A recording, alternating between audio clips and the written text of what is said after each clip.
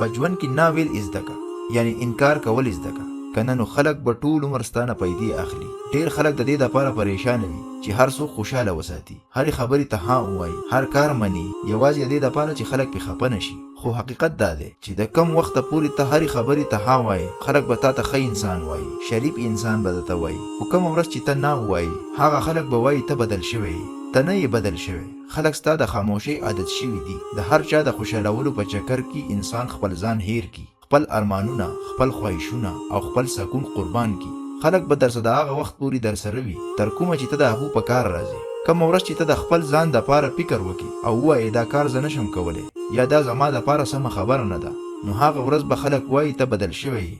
د دنیا خلک تا استعمالول غواړي او چې استعمال ختم شي نو الزام لګوي. د دنیا د انسانان په ټیټولو کې ماهر دي، غواړي چې ته همیشه چوپ اوسې، برداشت وکې او هر څه ومنې. خو ژوند یوازې برداشت نه دی، ژوند دا هم دی چې انسان د خپل ځان دپاره ودرېږي. دا ضروري نه ده چې ته د هر چا خواهش پوره کړې، دا ضروري نه ده چې ته د هر چا ضرورت پوره کړې، دا ضروري نه ده چې د هر چا خوشحالي ستا په ذمہواري ده.